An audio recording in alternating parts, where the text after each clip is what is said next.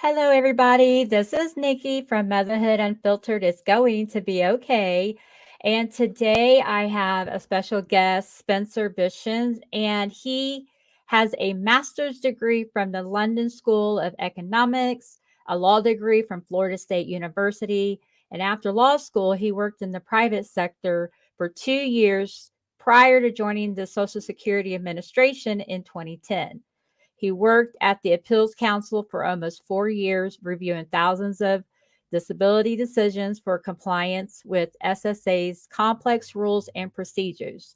He then worked at the hearing level for 7 years, where he drafted almost 2,000 decisions for the SSA administrative law judges. So, after working for SSA for more than 10 years, he wanted to help demystify the complicated disability system, and he's written several books about it. His first one is Social Security Disability Revealed: Why It's So Hard to Access Benefits and What You Can Do About It.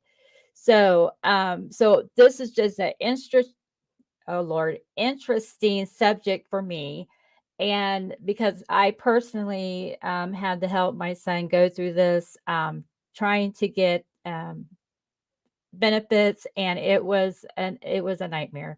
And so I hope that he can help us kind of, you know, give us a pathway on what's the best way to go about, the process when you start to decide you need this SSA benefits. But before we do, I just want to remind everybody to, if you're watching on YouTube, to comment, like, and subscribe. If you've already done that, thank you very much. Please share with someone you think could benefit from our conversation today. If you're listening on the podcast, please go to Spotify or iTunes and comment and review the podcast. That just lets me know how well I'm doing. So, without further ado, here is Spencer. Hi, Spencer. Hi, thanks for having me. I Thank appreciate your you. vote of confidence in that intro, by the way, um, because as of today, I've only written one book, Social Security Oh, Disability Revealed, but now I have an incentive to write several more. I'm sure that the vast amount of information that is at the SSA, you could probably put out several more books. Well, I've sold a lot of books, so I guess Yeah. does that count as though I've written a lot of books? I don't know. I'm so sorry. I was like, Oh, yeah, Spencer's intelligent. I know that's he's written fine. several I books. just thought, wow, now I have to write some more books. Um, But yeah, we'll talk about this one first, because this is the one that, of course, I wrote to help people figure out the process, because Yeah, it's really complicated. Social it Security is. makes it intentionally complicated. And there's no one that tells you when you need disability benefits, either for yourself if you're an adult, or if you're helping Mm-hmm. someone else, or if you're trying to apply on behalf of a child. No one really Right. tells you how to do it. Social Security says, No. here, fill out this application and send us your medical records. But they don't Right. tell you how you can get medical records, what medical records you need, what specific tests you need, what to put in a Yeah. medical opinion. Oh Um, gosh. and I found that a lot of doctors don't even know what's supposed to go in a medical opinion. So Mm-mm. after working for Social Security, as you said, for almost 11 years and writing and reviewing thousands of decisions, I had this Mhm. really large sample size, right? And I Mhm. saw lots of trends. I saw things that were working, things that were not working. Um, Mhm. if people were getting denied for a specific reason over and over, I took mental note of that.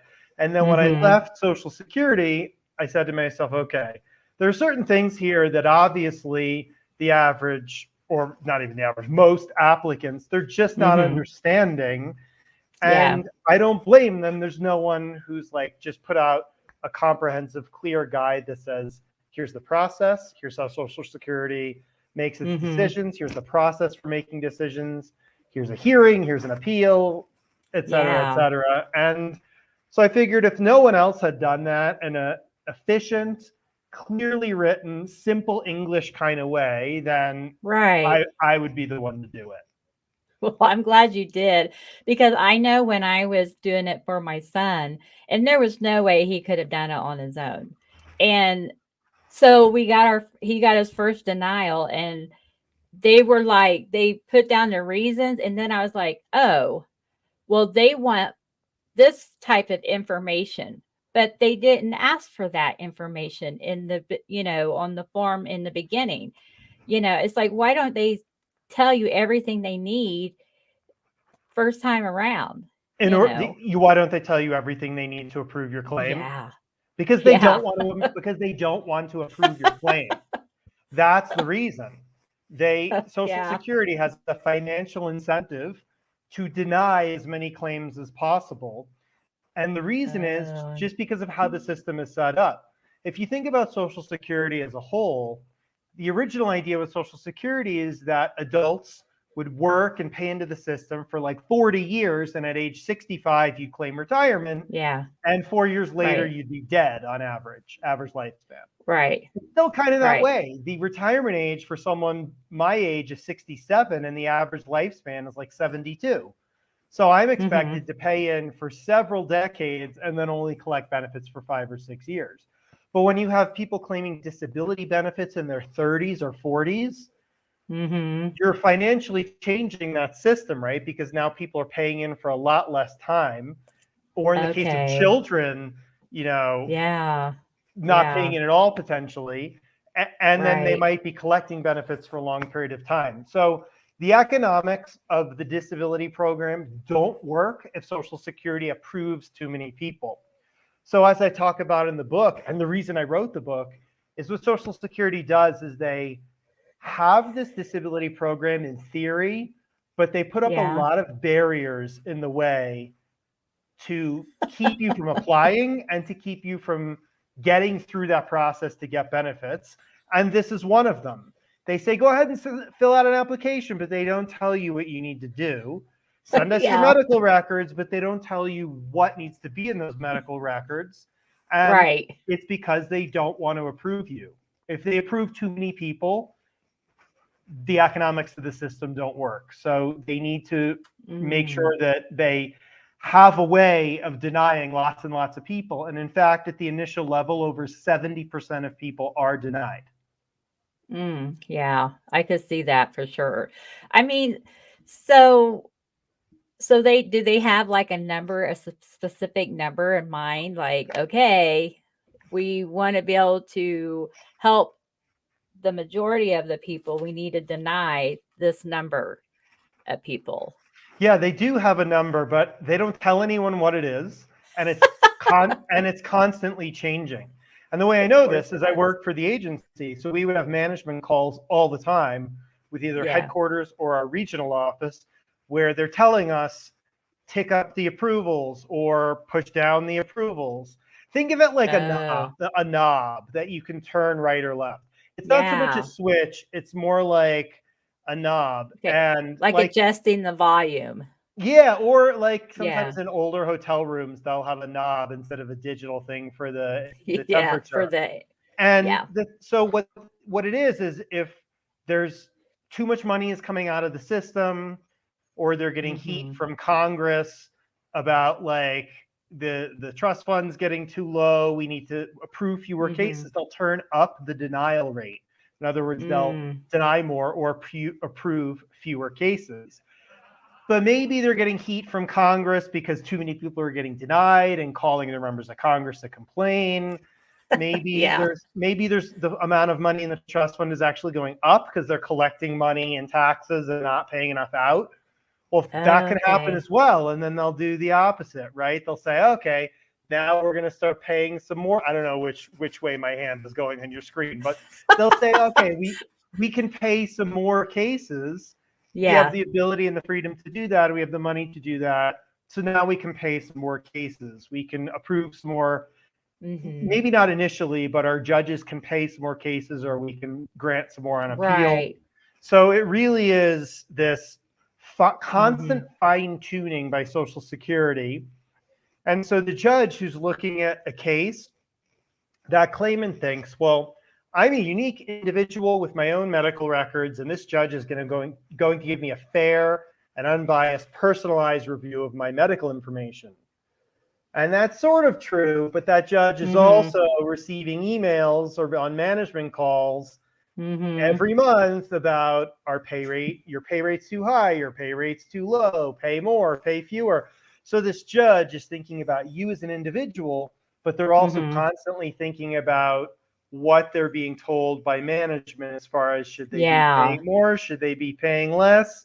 So if they're on the fence, if there's a gray area, that might tip them one way or another. So Social Security, it's not a for-profit company, right? We know that. It's part of the government. Yeah. But the disability program specifically operates like a for-profit private insurance company. And the reason is that money's not going to shareholders, but it's going to the retirement program. So they have to take money in and watch what they're paying out, not for profit, but because they have to make sure they know it's available for the retirement program. Because the retirement program, they don't get to make decisions about approval, right? You apply for retirement, you just get it. So the only place Social Security has this ability to approve or deny is within the disability program. And that's why they use that ability to deny and to decide what they want their approval rate to be, because that's the only place they can make those decisions that impact the overall financial stability of the program. Okay, so that does make a lot of sense. And, so I grew up people complaining like, well, by the time you're eligible, there's not going to be any money in Social Security. Right. I still hear that. I mean, yeah. You want my opinion on that? Yeah. Yeah, totally wrong. It's not possible. Well, I know. I mean, what if I've been paying all this time? I mean, at least still have that much in there. I believe that either 2021 or 2022, it was either last year or this year, is the first year, I think ever, that the Social Security Trust Fund was sending more money out in benefits than it was taking in taxes. But if you think about that, that means for decades and decades, it's been taking in more than it's been paying out, and it's been building up this trust fund. And there's a lot. I don't even know how many billions. It's. I know it's in the 9 figures. Yeah. I don't think it's quite 1 trillion. I don't think it's quite 10 figures, but it's a lot of money. The Social Security Trust Fund has a lot of money. So even if they start paying out more than they're taking in taxes, first of all, that's just the start of that. But also, the Social Security program, if that is the case, when we see a report like, oh, they'll run out of money in 13 years, that's under the assumption that absolutely nothing changes. But here's a list of things that will change. First, baby boomers are going to be dying. Sounds like a heartless comment, but that's just how the economics of the system work, right? The baby boomers are going to be dying, and it all depends on if they live to their mid-80s or if they start dying like next year. But as they start dying, and we get this enormous chunk, the largest chunk of recipients we've ever had in the system, once those recipients leave the system, that takes some pressure off the money flowing out, right? Other things that can change and do change every year, Congress can raise the retirement age. And I know that can get political, and it's been in the news lately, but it's happened. It was 65, then it was 66. For my age, it's 67. They can make it 67 and a half if they want. Every year, they also raise the cap on income where you pay Social Security taxes. Not long ago, it was in the 120s, as 120,000. Now it's, I think, 147,000. So if they want to bring in more taxes, they just raise that cap. And then everyone pays Social Security tax on a little bit more money. They could also increase the amount of the tax. There's all kinds of things they can do with the margins to tinker with the system. But really, I think the biggest thing that will impact the trust fund in the next decade or so is how long the baby boomers are living and how many are exiting the system every year. The more people from this large chunk of retirees that end up Yeah. dying each year, maybe the more money is available to pay to disability claimants. So, Gotcha. you know, that So, I that's mean, part of but with that's part of the Social Security business, right? Is talking about people yeah, becoming disabled and dying. That's yeah. how the program works. Yeah. But, I mean, aren't we I know that number has changed, but on average, we have been living longer, you know, I think and that's actually coming down though. yeah, they just saw that, like, they just did, a new survey came out that the year has dropped, by several years. But still, I I mean, I had a grandpa who worked until he was 82, Yeah, you know? but also a lot of people in that generation worked until they were 55 and then had a pension. And today Mhm. Americans are Oh, yeah. actually working longer. Even a lot of Americans will get to full retirement age today at age 66 or 67 Yeah. and they can claim retirement benefits without actually being retired. They can keep working. And if you keep working, Okay. you keep paying Yeah. into the system. So Mhm. again, it's not Gotcha. just about collecting benefits. It's also about the fact that as people in their 60s or even 70s continue to work or go back to work, Mhm. or even if it's just something to keep busy or a part-time job or a hobby Mm. job or whatever. I have Mhm. people in my family who are in their 70s who are working just Mhm. because they want to have something Yeah. to do, and they're paying the Social Security tax, even though they're also collecting Social Security. Yeah. So if we encourage people to continue working, Mhm. or we find ways for them to continue working, or we have more jobs that people can do at home. I mean, that was a Mhm. big thing during the pandemic, right? We figured out a lot of people could Yeah. actually work from home. And Yeah. therefore, if we make it easier for people to work who maybe Yep. can't get to an office or who just don't want to, maybe more Mhm. people re enter the workforce or stay in the workforce longer. And that will help the money flow into the system. Gotcha. So we shouldn't worry about them running out of money because they definitely have it. So That's like talking about the federal saying, "Oh, the federal government only has this much money; they're going to run out." Well, right, but every year people pay taxes to the government. So, yeah. in addition to the printing press, the government has taxes coming in constantly. And it's the same Right. thing. The Social Security system is not going to run out of revenue. Oh, something else I forgot. Our Yeah. immigration has been a huge political issue the last decade, right? But Yes. immigration is at quite a historic low right now. If the United States changes its immigration policy and brings in millions of new young workers that are paying into the system, and then those people become residents and permanent residents and maybe Mhm. citizens, you could have a lot of, Mhm. we as the United States, we not only have a birth rate, but we also can basically invent new young taxpayers whenever we want by just creating immigration visas and inviting people to apply, and then people apply, and we can get tens of thousands or hundreds of thousands or millions of new young workers paying into the system. Right. We just have to decide politically that we want to do that. But that is an Right. easy way to get young taxpayers in who are paying into the system but won't be collecting Social Security for Right. decades. Right. Well, that does bring to light a lot of things. And in my head, I've got all these political bomb questions, but I'm not going to go there. Yeah, let's pivot away from the politics of it, yeah. right? Because anything could happen.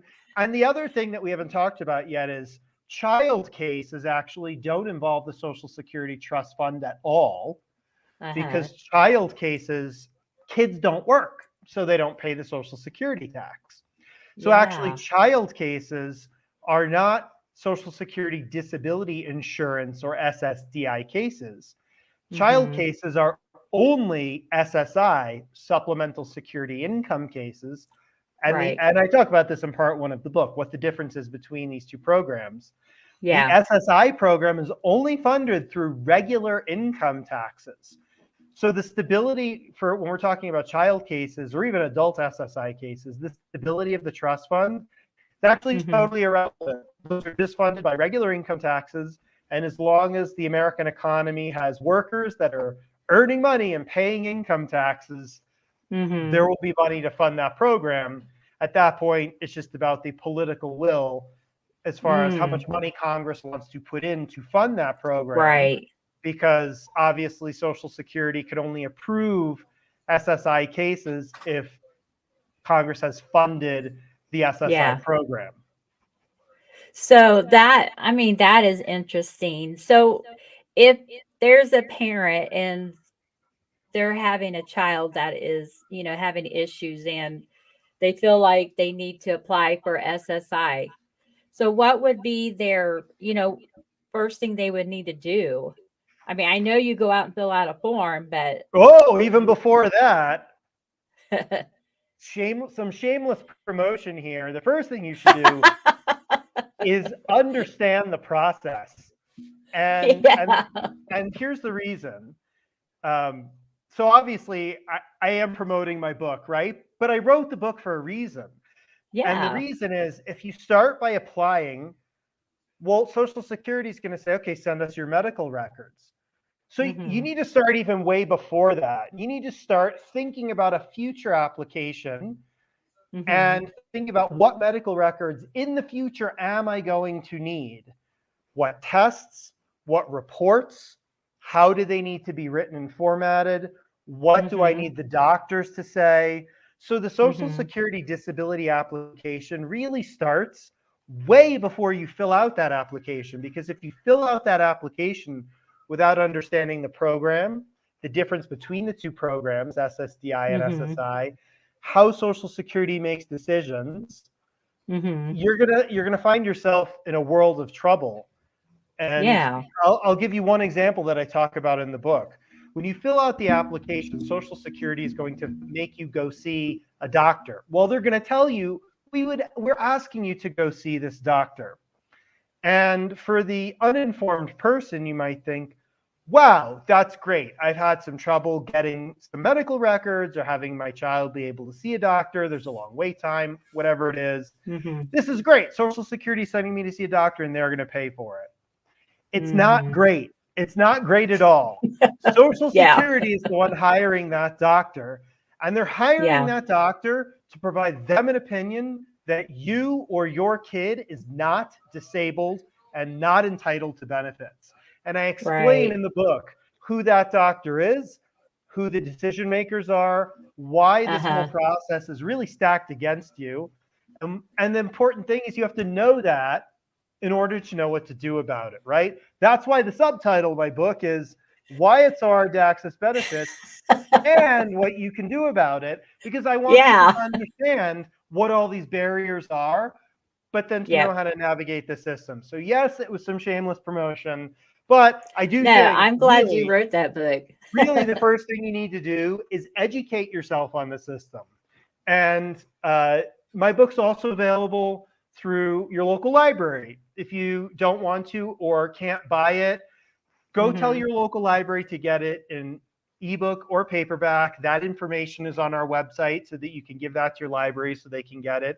However you can get it, get the book and read the book and understand how the process works. Because once you go to fill out that application, you're conversing with someone at the Social Security office, and they're going to make it seem like they're there to help you, but it is very much an adversarial process. Because as we've already talked about, their incentive is to deny claims. Right. And you obviously want your claim approved. Here's another reason why they deny claims for SSI cases. And there's an asset and income test for SSI. So you have to not have a lot of money or not earn a lot of money to qualify for SSI. Similar requirements for Medicaid, right? Well, Medicaid is a state and federal partnership. So the state, whatever state, all 50 states, the state partially funds the Medicaid program. When you apply for Social Security, your application will first be reviewed and decided by a state official. So there's a tremendous conflict of interest because the state official who's being told by the legislators in the state and their bosses, save money. States can't run a budget deficit. Save us money. Is then deciding whether or not you should get disability. But if you get disability, you'll be on the Medicaid program and cost the state more money. They're not on your side. And you have to know that and you have to understand that so that you know how to navigate that system. so that you understand that you're very likely going to be denied at that initial level, regardless of what you do. And then Mm-hmm. that way you know what to do after that point, how to appeal. You only get 60 days for an appeal window. It's not a lot of time. As I Mm-hmm. said, everything along the way in this process is really meant to either get you to self-select your way out of the process or to make you just feel so discouraged that you give up Mm-hmm. and leave. Or that something Yeah. happens by accident, like you just miss your 60-day appeal window and then you're done. Yeah. So it Yeah. really is important to know what's going on in this process so that something like that doesn't happen, so that you Right. understand the process, so that you know how to, like you said, how to submit a high quality medical record that's actually Mm-hmm. going to be looked at and given proper consideration by Social Security. Yes. Yes. Yeah, it was, I mean, it was a struggle. So they asked for medical records. So I filled out the information for that, but it was his from his regular doctor. It wasn't from the psychiatrist that he Mhm. went to, and so Does that, Social Security also have you go see a doctor? yes, yes, I'm not surprised. yeah. So and the doctor was like, I don't know what else to tell them. you know I filled out their form, I faxed it to him, I sent everything they asked for, and they were still asking for, more information. And then at that point they denied us, and but we just applied again. But it was insane that Yeah. Was this a the child under frustration. the age of 18? No, he was 19. No, Okay. he was older than that. So Yeah, he yeah, was so older so than that. So. if there is for children under the age of 18, you have to know how Mhm. Social Security handles child cases Mhm. because there are specific rules and a different definition of disability. For anyone over Mhm. the age of 18, Social Security uses the adult definition of disability, which asks whether or not the person can work. And that's the same regardless of whether they ever have worked. They still want to know Mhm. for a 19-year-old, can this person, when considering their impairments, do any full-time work in the national economy? Mhm. And if the answer is no, obviously, if you're applying for disability, it's because you think the answer is no, right? Mhm. But Right. you have to know how to prove to Social Security that someone cannot do any full-time work in the national economy, and you have to Mhm. understand that definition of disability and how you use the person's functioning to Mhm. provide that proof and that evidence to meet that definition. And there's a very Mm. specific way to do it. And for anyone under the age of 50, it's really difficult. And the younger Yeah. you are, the harder it is because they assume that there are more physically demanding, more strenuous jobs that you can do. You're Yeah. young, you're 19, you can lift a lot, you can stand a lot, you can walk a lot. Look at Right. all these jobs you can do, and you have to Yeah. know how to work within the Social Security regulations and guidelines to show that Uh-huh. that's not the case. And it's not as simple as you might think. Yeah. It wasn't, because I mean, he had worked for 3 or 4 years since he had been out of high school. And so they dissected every job that he had done, how long he'd done it, why did he switch, and so on and so forth. And physically he is able to work, but mentally he wasn't. So, Right. And you have to know how to present a mental health impairment based case yeah. because there's very specific law and regulations within the Social Security Mhm. regulations that define what mental activities are required throughout the Mhm. national economy, throughout the workforce. And if you Mhm. just say, oh, he has depression, anxiety, neurodevelopmental disorder, and he can't Yeah. work, or in first person, I can't work. Why? I just Yeah. can't. Not Yeah. sufficient, right? Right. As you Right. now know, Social Security is going to say, That's not enough. You haven't shown us what you need to show us, despite the fact that we never told you what you need to show us. You still didn't do it, so your claim is denied. And as you Yeah. know, what that denial says at the end, it doesn't really tell you why the person was denied. It just says, here are 3 examples of jobs you could do: elevator operator, nut sorter, photocopy machine operator, cashier, you're not disabled, right? Yeah. And they don't, but you look at that and you think, but he can't do that. But I know the then there's denial that letters. disconnect. Yeah, the denial letters were crazy. And they were very ambiguous, and you're like, okay, now why did they deny him? And so you just had to figure it out. Yeah, or you So, don't. I mean, you just appeal, and then you have to not yeah, miss your appeal window. You have to know yeah. you're almost 100% chance you're going to get denied the second time. And then when you appeal and have a hearing with a judge, I have a whole section in the Mhm. book on the hearing level, which is where I worked, because you have to Mhm. know who the judge is, what's going to happen at the hearing level, what kind of evidence they need, what's going to Mm. happen at the hearing itself, why there's going to be people at that hearing that are going to talk about you or your son who Mhm. have never Mhm. met you, how Yes. that evidence is going to be used, how Yes. long that's going to take. That takes like 12 to 18 months. And Mhm. if you're not prepared to go with no income for that amount of time, again, that's another reason many people just give up and drop out. They Yeah. just they can't do it. They say, I had no idea this was going to take that long. Well, if you'd read the book, you'd have known it was going to happen, and you'd have known it was going to take that long. And so It was you can longer too prepare. because it happened during COVID. Yeah, and you can prepare from the outset, and you can Mhm. understand what's going to happen, because during that time you can keep gathering medical records, right?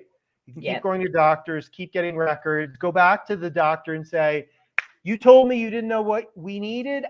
I know exactly what we need now. I wrote up, some things here. If you feel like this Yeah. is a fair statement, would you please give us another opinion with this information in it? Right, right. And yeah, you have to, it's like, if your car breaks down, you have to know what's going on with the engine before you can get it Yeah. fixed. If your tooth Yeah. hurts, you got to get an x-ray and you got to understand what's going on before you have that cavity filled, right? If Right, your if right. your if your pet is sick, you don't give the medication until you go to the vet and you try and figure out what's going on. You have to learn Mhm. about this process Mhm. before you know what to do. But once you learn about it, once you understand it, you feel a little bit better. You feel like Mhm. you have some knowledge. You feel empowered, and you know Mhm. that you can get through it because you know what the next steps are, and you know Mhm. that you're not going to let Social Security intimidate you anymore like Right. they were previously doing. Well, I think that's a good approach to the situation because, when sometimes, like when I face a problem, at first I want to shy away from it and just ignore it and forget about it and act like it's not there. But when I make a decision and I'm going to tackle this thing, I'm going to learn how to get around it, then I start doing research and finding out everything I can, about that that subject or whatever it is I've been trying to avoid. And I feel like that with your book, a lot more parents and people who have been trying to apply will have the knowledge to have get all their ducks in a row, you Yeah, know. and then now on top of everything you just said, pile on physical impairments, mental health impairments, inability to Yeah. work, inability to pay your rent, inability to Yeah. access good quality health care because you lost your Yeah. job, inability Yeah. to get good medical records, stress, maybe you have mental impairments where you can't deal with other people or you can't Mhm. focus or concentrate. Mhm. All of these reasons, and Social Security knows that this is a lot of claimants, right? The people Mhm. are Yeah. experiencing all of these things, that a lot of people have mental health impairments. They can't focus and Mhm. concentrate. So what do? They give you form after form after form after form. They know that people get really anxious when they're talking to other people. So what do? they contact you and they contact you and they tell you to go see this doctor and go see this doctor and go meet with this claims representative, right? It's That not, explains so much. yeah. And the thing is, it's not funny, but they're not doing it to be Yeah. funny. They're doing it Yeah. because they know that these are the kinds of things that will get people to feel overwhelmed and stressed out and give up and walk away. Right. And that reduces the amount of cases they have going to the hearing level, which they really need because over 1 million people apply for disability every year. And there's only about 1,000 judges across the country. And there's a couple thousand attorneys who work for those judges. That was my job. I was a staff attorney and I wrote decisions for judges. Well, put those numbers together. You got 1,000 judges and about 1 million cases. So that would mean each judge would have to handle 1,000 cases, and they can't do that. So they have to really significantly reduce the number of people getting to the hearing level and getting in front of a judge. Right, right. And so the way they do that is they approve some people up front, but then for the people they're denying, they need a lot of those people to just not get to the hearing level. They need people, Gotcha. as I said, to give up, to walk away, to not appeal, whatever. But a lot of people do get through that process. They do get to a hearing. And so, but when you get that far, you don't want to get that far and then lose your case for some silly reason that you could have changed that problem if you had read the book. And actually in the book near the end, I give an example. It's really detailed and specific, but I give an example of someone who doesn't know what they're doing, and so they lose. But if they knew what they were doing, they would have won their case. And it's something that I've seen so many times. There are certain things that are kind of silly, and the judges know when you're making a huge mistake or an error. Yeah. They can see it, they can hear it, they know if you've said something detrimental in your testimony, but they're not going to tell you. They're just going to deny your claim and move on. Yeah. Yeah, I can totally with our experience that we had, that there were times where either we didn't, get what we needed, or maybe he said something and I'm just like, I know they're going to see that as a black mark or red mark or whatever you want to call it, Yeah. But so yeah, and your situation's a great example. If the claimant isn't able to advocate for themselves because they're too young or they have an impairment that doesn't allow them, get the book and read it for them, because everyone really, the claimants themselves are overwhelmed. They have really substantial health conditions. They can't work. It's really overwhelming. It's confusing. So I do think every claimant, no matter how old they are or what their conditions are, it's really good to have a friend or relative to help you. Just have another brain looking at this. Just someone to say, who also read the book, who can say, have you thought about this? Or when you go to your doctor next week, make sure you mention this. Something, right? Okay. In addition to having an attorney or non-attorney representative, that's also really important. And I talk in the book about who the representatives are and how to find one and how they get paid and all that. Definitely have an attorney or non-attorney representing you. They only get paid if you win. That's true. But in addition to that person, it's really good to also have someone close to you, a friend or family member who is familiar with the process, is familiar with your medical records. They're not going to go to the hearing with you, right? But they can do everything right up until that point with you. They can take you to your doctors. They can look at your medical records. They can think about your case with you. They can even go and meet with your attorney representative. They can be there and sit down and say, I'm going to sit here and I'm just going to listen in case, claimant Charlie forgets something. I'm going to be here and go ahead and tell lawyer Lenny so that he knows. Yeah. And so that he can be aware of something, right? Yeah, that's such good advice. So where can we find your book again? I know you mentioned it in the beginning, but tell us again. Yeah, the title of my one and only book so far It's Social Security Disability Revealed, why it's so hard to access benefits, and what you can do about it. It's available on Amazon in ebook and paperback, but it's also available in other places. And you can find all of that information at bishinspublishing.com. That's Bishins, like my last name, Mhm. bishinspublishing.com. And it's on Awesome. Apple, Barnes and Noble. Like I said, there's information on there to get the book from your local library in paperback or Yeah, ebook. We also have that's a description great. of the book, table of contents. You can see how it's laid out. And we've Yeah. also got links to all our social media if you want to follow us on Facebook, And it Instagram, doesn't or look like Twitter. it's a long read. So, that's great too. The thing is, it's the kind of book that I wrote it in a way where you could just read it from start to finish, or Mhm. you could keep it on your bookshelf as reference so that, for Mhm. example, you're not going to your hearing now. Let's say you're just now applying. You don't need to read the section on your hearing. But Mhm. if you lose and you lose again and you have a hearing, you can pull the Mhm. book, go, ah, all right, section 3, that's the hearing. Now I'm going to go ahead and read that. So you can read it in Yeah. advance if you want to know what's coming up. You Right. but when you need it later, you can reread it. If you end up losing Mhm. at the hearing level, you can go back to that section on appeals and say, all Mhm. right, now I need to know this. I'm going to go back and reread that section on appeals. Or if you're Mhm. just talking with someone or you're on the Social Security website and someone gives you a term you don't know, I wrote a plain English glossary in the back where it's not dictionary definitions. It just says, Yeah. like, here's a term and here's what that means. Wow. I am a lawyer, but I wrote this book in plain human English because that's what I wanted to do. I wanted to help Yeah. real, plain human English Americans understand Yeah. what the system is in just normal non-lawyer terms.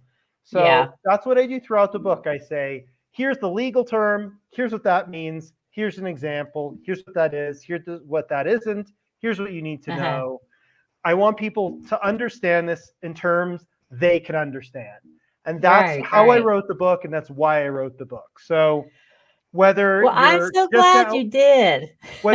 applying, whether you're appealing, whether it's you, whether it's a family member, whatever Yeah. stage you or your friend or family member is in the Yep. process, there's something in this book for everyone, even if you've Yeah. already been approved, because Social Security, once you're approved, can and does take away benefits. It happens all the time. So even if Oh, you've been Lord. approved, you want to understand how this system works. Okay, that just scared me. I like So, to think of it not as fear, but as mhm. motivation for wanting to understand the system and why it Yeah. is the way it is and how to Right. avoid a lot of these pitfalls and barriers. And Yeah. maybe some things aren't avoidable, but when you encounter them, you'll know how to Mhm. deal with them. Exactly. Well, no, I'm glad. I will definitely be looking for the book at our local library. And so with your how long has your book been out? Came out in July. And I just want to let you and your listeners know it won't automatically be at your library. I've learned this that libraries have to request the book. So you have to Yes. go to your library or their website Yes. and fill out a form to request it. And on my Right. website, bishinspublishing.com, click where it says request the book from your library. I have the ISBNs there, all the Uh-huh. information you need to give to your library. But if you like search Awesome. it in your library's website and it says it's not there, it's because you're the first one to request it. So Right. I just want to make sure people Right. understand it's not that they can't get it, it's just that no one's requested it yet. Every individual library Exactly. system has to go get the book in ebook or paperback Yeah. format. But don't be shy. Your librarians are very nice and they get paid to help you and to get the books that you want. Right, exactly.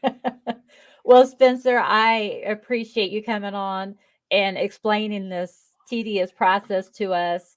And I don't think anybody would have been able to figure it out unless we had a voice from the inside, explaining it to us.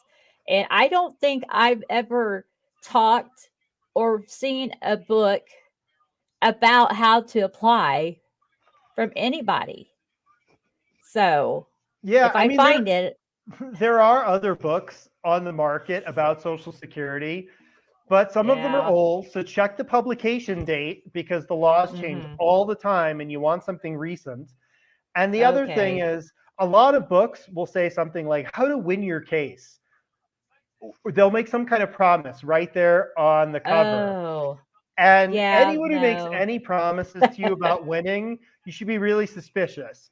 Notice I made Yeah. no promises about winning because No. no one can promise you that you're going to win your case, right?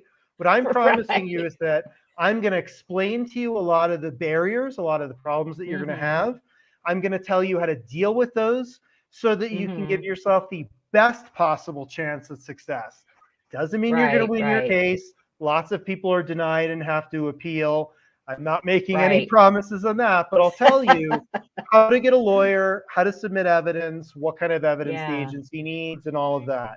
So, yeah, there awesome. are other books on the market, but they don't do what I wanted to see when I left Social Security. The, the Right. way I thought this information needed to be clearly laid out for people, when I looked, it wasn't there. And that's why I said, well, if it's not there in a way that explains the process, that does it in a simple way that people can understand with examples, I'm going to go ahead and write it. And so that's what I did. Yeah. Well, I appreciate that, and hopefully we can meet up again in the future to talk more about this, as needed, because I'm sure that, it's not gonna go away, you know? So, No, the Social Security system is what it is. Of course, we're not going yeah. to see any major changes because Congress just doesn't want to deal with major reforms to Medicare or Social Security, right? So Right, yeah. I talk in the last chapter of the book about this would be a great way to fix the system and to make it much better and much cheaper. But that's not going to happen. So the first 33 chapters are about how to navigate the current system that we have, because yeah, Uh-huh. that's the system that we have. We have to understand it. We have to know how to deal with it. We have to understand what Social Security is doing and why. We have to know what their Mhm. motivations are and how we can treat them, not as the kind government employees who are promising to help us, but more Mhm. like the adversarial protectors of the Social Security Trust Fund who Mhm. want to deny our claim in any way they possibly can. But I do Yeah. want, just as we leave here, I do want your listeners to understand the second half of my subtitle is what you can do about it, right? I am Yeah. explaining here are the things you can do, and there are strategies that you can use to up your odds, up your chances of success. And I just want to leave you with this thought. I wrote for a lot of judges who were considered low paying judges, meaning they approved only about 20% of their cases. And Okay. if your lawyer tells you you just got a judge that pays 20% of their cases, you can think, "Oh no, I have a 1 in 5 chance of being approved." But the thing is, Mhm. it's not really a 1 in 5 chance. You know, if you threw a dart at a dartboard or went into it like blind with no strategy, it'd be 1 in 5. Mhm. But if you have a Yeah. good representative who knows what they're doing, who gives you good counsel, if you have Mhm. really good medical records, if you don't have gaps in your Mhm. medical record, if you know what to have Yeah. in your medical opinion, you're not really 1 out of 5. You want to know Right. what you need to do to be the most clearly put together and the most well put together medical record that that judge is going to see that day. And so if there are Mm. 4 other people who didn't read the book and who don't understand how the process works, they're just crossing their fingers and hoping, and you didn't take Yeah. that approach, you decided to educate yourself, to understand the Yeah. system, and to use certain strategies to give yourself the best possible chance of success, Right. you're probably going to be that 1 out of 5 that day. You're going to be that case Yeah. that day where the judge says, this medical record's really clear. The person's doctor told me exactly what I need in order to approve Mhm. this claim. I don't feel like Mhm. I have a lot of discretion to deny this claim. This is the 1 out of 5 I'm going to approve today. So that's the Awesome. thing, is it's not random. Who you get as your judge might be random, but whether you're Right. approved, it's not random. It's not a coin flip.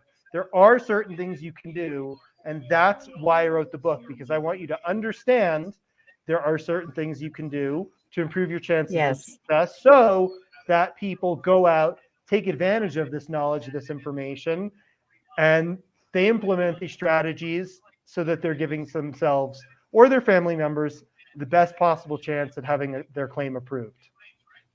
Well, that's amazing, and I'm so glad that you were able to explain that to us.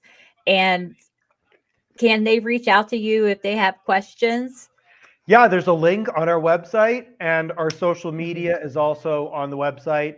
Facebook and mhm. Instagram, we're at Bishins Publishing, and Twitter, we're at Bishins Pub. Awesome. Well, thank you so much, Spencer. I have enjoyed talking to you today. Yeah, thanks for having me.